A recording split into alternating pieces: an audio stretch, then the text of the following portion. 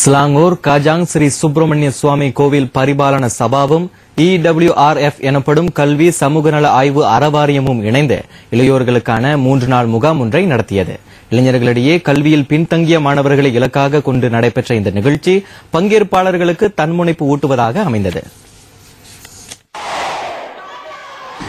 இந்திய இளைஞர்கள் ஆலயத்திற்கு தொடர்ந்து வருகை தருவதோடு தன்னார்வ தொண்டுகளிலும் ஈடுபட வேண்டும் என்ற நோக்கத்தில் பங்கேற்பாளர்கள் அனைவருக்கும் ஆலயத்தின் சார்பில் சிறப்பு அடையாள அட்டை வழங்கப்பட்டது. இதனிடையே ஞாயிற்றுக்கிழமை நடைபெற்ற நிறைவு விழாவில் EWRF தலைவர் S. பசுபதி உரையாற்றினார். ஆலயங்கள் வழிபாட்டு தலங்களாக மட்டுமின்றி சமூக நடவடிக்கைகளின் மையமாகவும் திகழ வேண்டும் என்று வலியுறுத்தினார்.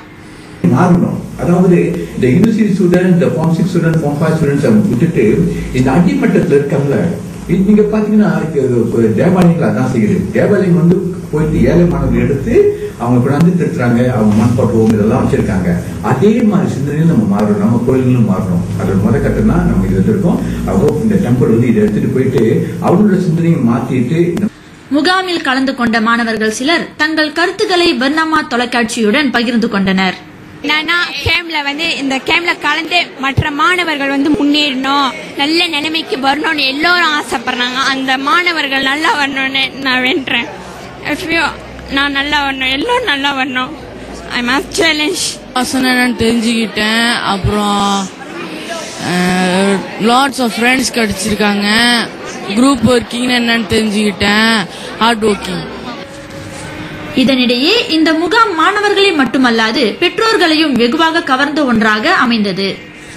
அவர் ரொம்ப நம்பிக்கையா இருக்கிற மாதிரி தெரிகிறாரு.